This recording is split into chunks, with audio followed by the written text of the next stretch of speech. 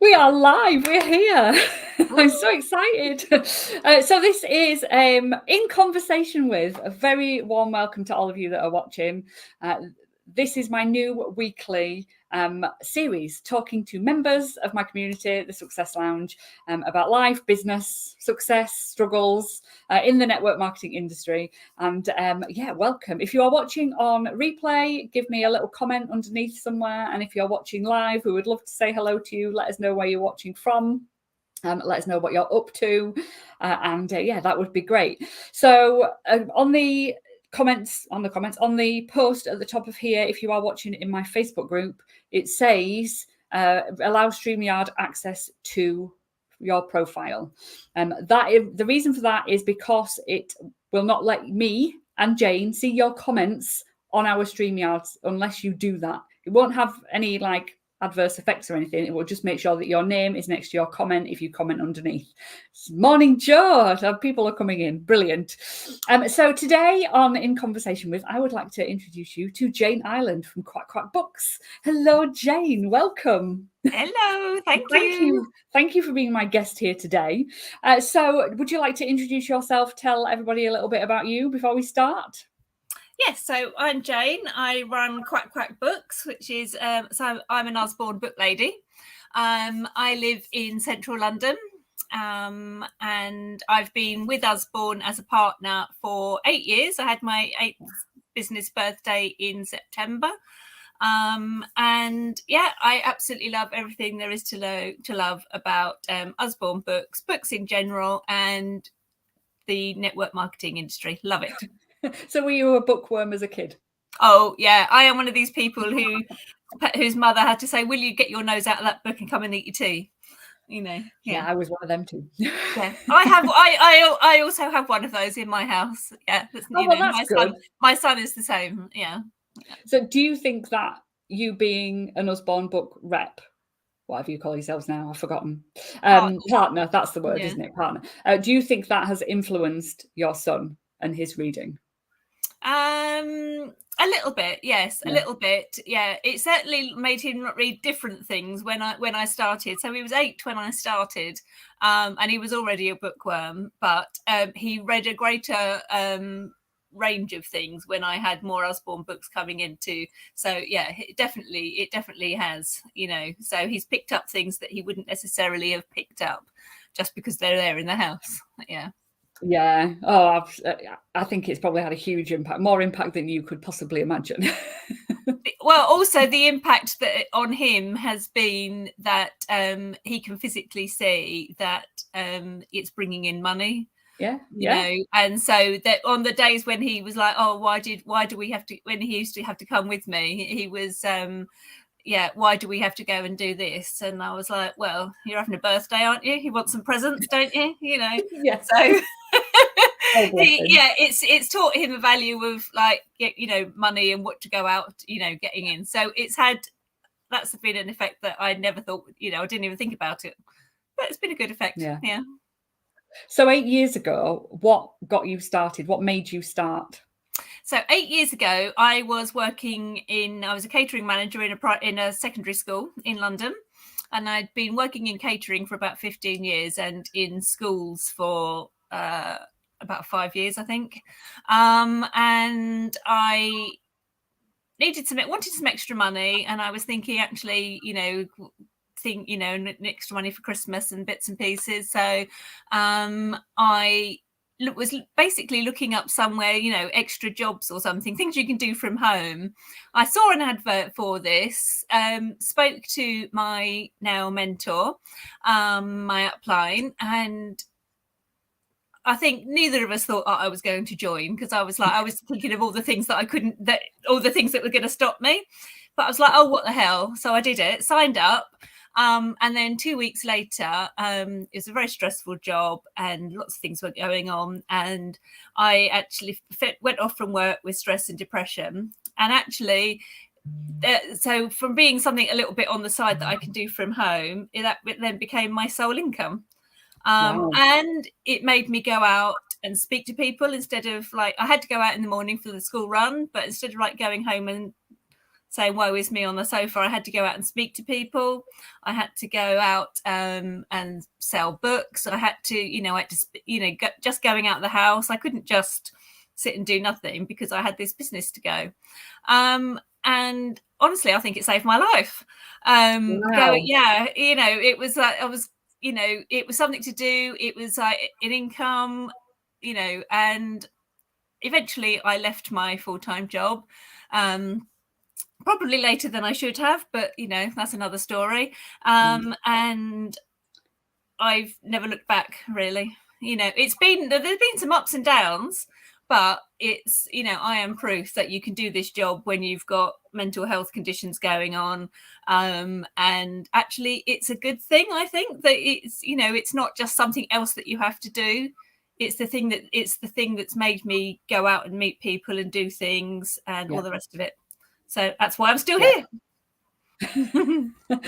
Exactly the same for me. Those of you that have heard my story, it's exactly the same. I started because I had an anxiety problem, couldn't go out and work.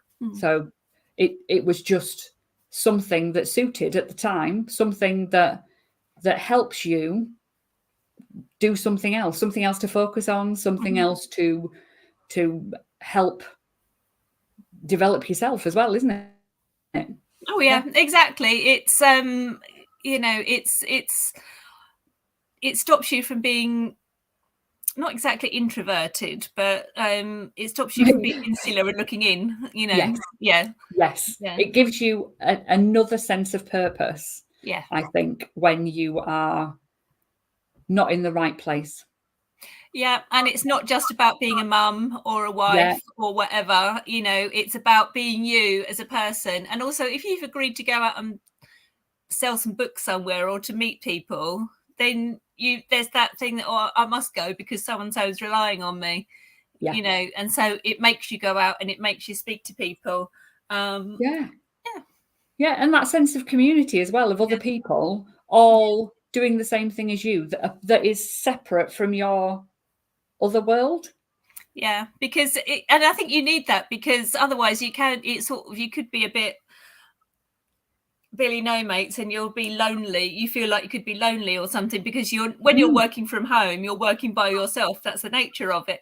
But if you go out and meet people, whether they're customers or other sellers or whatever it happens to be, you get a different community. And I've made some really good friends through this work. And even for those people that can't get out and about, when you are, that poorly, that ill, and you can't get out and about, that community that you can create on social media, even with the team or in your own Facebook group, can have a massive impact on your well-being. Making all those friends. I mean, there's plenty of people I haven't met in person, but I would still say they're friends and good friends, so and we're meeting tomorrow. I know, super excited. Yay! I know. How long have we known each other now, Jane? Oh, it must be I say about 18 months. It's probably a couple of years now, I suppose, is it? Yeah, possibly. Probably. I'm so excited. I know. So excited to come and see you. So it's going to be great fun. Anyway, you don't get down to London very often, well, I've been to the centre of London about 3 times. This will be my possibly 4th, and that's it. So I am absolutely terrified of finding my way around. So going out of the comfort zone. It's easy once you know it, she says. Once you know, exactly. And that's the same with this industry, though, isn't it? It can be absolutely terrifying because you don't know what you're doing. You don't know where you are. You're struggling to get that next sale or that next recruit. And it can be terrifying, especially when you've got... I think sometimes you have an idea in your head of what it's going to be like, and it's nothing like that. I thought I'd be sitting in people's houses all well, not all day long, but I'd be sitting in different people's houses doing parties and things like that. I have done that, but actually I've done a lot of different things, so but then once you learn how to do it, actually it's not that bad. No, exactly. For me on the tube tomorrow. Oh, the excitement, If you get on the wrong one, don't forget you can just get off and come back. That will be me. Happens to all of us, even when we live in London. So, Oh God, great. Anyway, right. I'll just make sure I've left lots and lots of time. Right. So back to our little chat. I want to know what part of this business brings you the most joy. Getting books into the hands of children. Sorry, children of hands of children. Yeah, getting books into the hands of children, particularly those who can't afford books. And so that's why I work a lot with schools, because Usborne give a lot of free stuff as well. So that's what's in it for a school.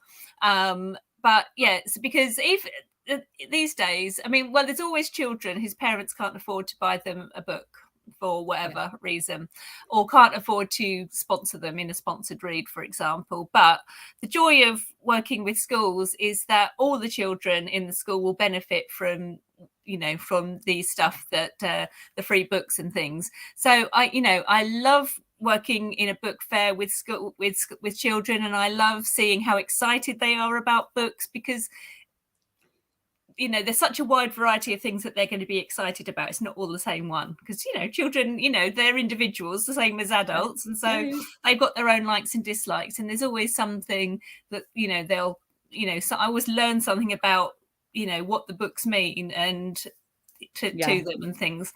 But I absolutely love getting making sure that thousands of children over the years, I suppose, have got access to books that they otherwise wouldn't have. And sometimes it's the type of books that they probably their parents wouldn't buy for them. Yeah, it's a reference book to have at school, for instance. So I remember that's my absolute favourite bit. Yeah, I remember both my daughter and my son coming home from their nursery with a Usborne children's atlas or an encyclopedia. The little dinky ones, the pocket ones, and they still just absolutely loved them. Yeah, they absolutely loved them, and it's something that they probably still got somewhere, even at 20 and 16. But the joy on their face getting that book as a freebie at the end of the school, well, the nursery time that they were there, was just lovely. And I think being able to have that impact must be really rewarding. Oh, it's so exciting when you go back. I don't drive, so I get the books delivered to the school, and then I pop to the school and bag them up and everything. And while I'm in there, if I'm in a place where the kids can see me as I'm walking past, they're like, "Oh my God, the book lady is here!" And it's just so exciting, And they're like, "Is my book ready? Is my book ready?" And so they get so excited. They get really, really excited. And actually, there have been moments when I've just been out in the street, like not on my way home from the book fair, and some child has gone, "Oh my God, it's the book lady!" I love it. So that never gets old. That's it's like, "Oh, the book lady." Yeah. Then poor parent is like, "What?" Somebody's put in the comments, "I have such fond memories of Usborne and Poppy and Sam." Poppy and Sam are still going. I don't think I've got any Poppy and Sam to hand, but yeah, they are still going. Poppy and Sam. Find the yellow duck. Yeah. That's why I'm called Quack Quack Books. Oh, I love it. So a little bit of a change of topic. I want to know what you wish you knew when you first started your business. What do you wish you'd done? Follow up. The fortune is in the follow up, as some lady called Anna Green would say. It's not just me. I think it's a well-known phrase. Well, it is, but we don't listen, do we?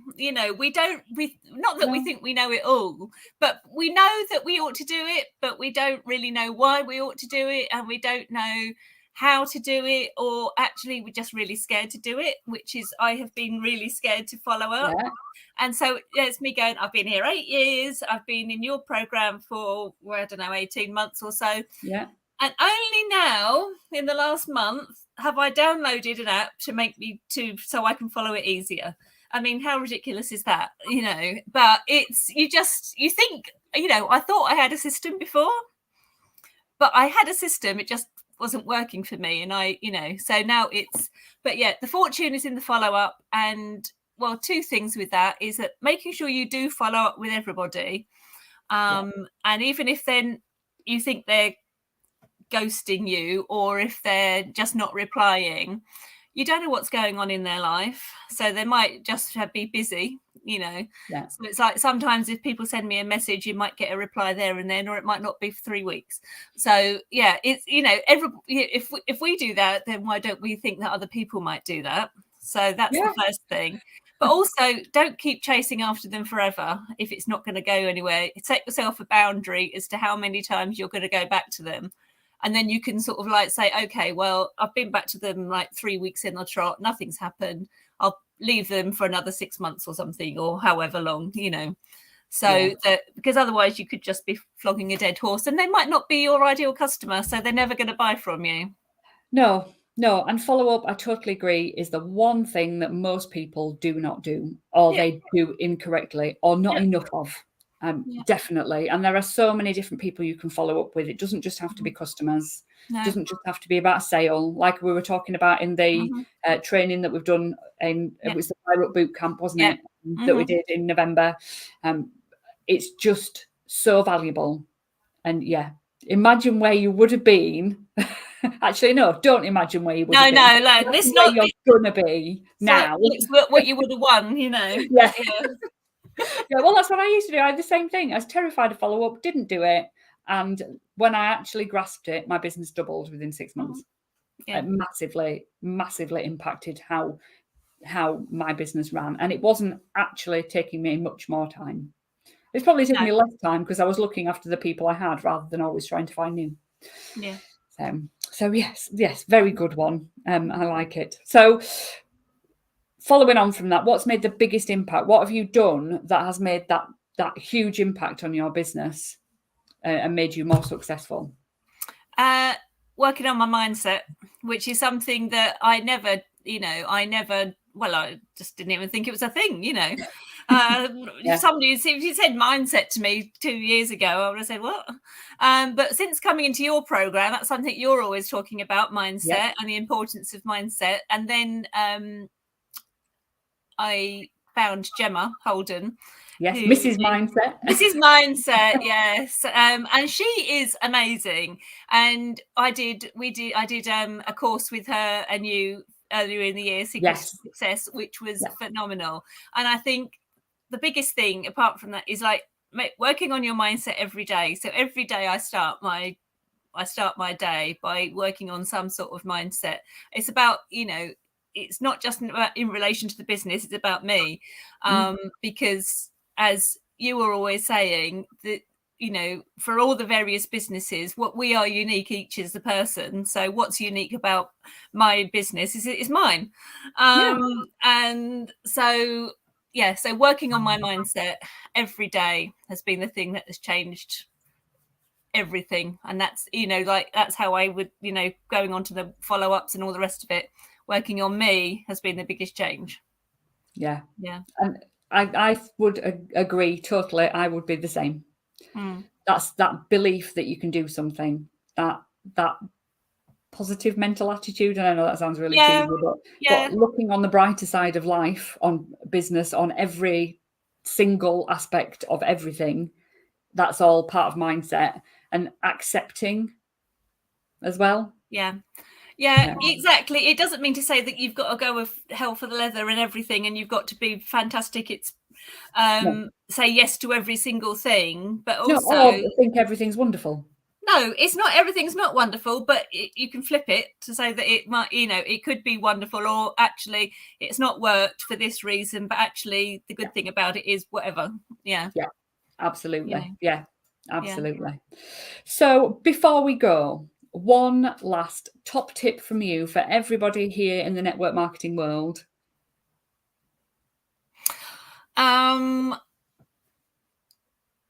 Take the time to make relationships with people, I think, and it doesn't have, not necessarily in a business sense, but in Facebook groups or just generally people you meet, chatting with them. You never know them. You never know who's going to turn out to be your ideal customer, or they might not be at the moment, but you never know what's going to happen. They might know somebody, but it's just like widening your circle of friends, the people that you speak to, and just always having it in the back of your mind that you might have an amazing opportunity for them. Yes, absolutely. Yeah, building relationships totally is very, very, very important. And I love that top tip. Absolutely love it. Don't be a spammy pammy. No, build the relationships. Yeah. Yes. Also, thank you so much, Jane, for coming on here and having a I've really conversation enjoyed it. with Thank me. you so much for having me. And thank you to everybody for watching. If you want to find Jane, where can they find you, Jane? They can find me at Quack Quack Books on Instagram and Facebook, and you can then find your way into my VIP customer group from there. Brill. Thank you so much. I shall see you all soon. Thanks for watching. Bye.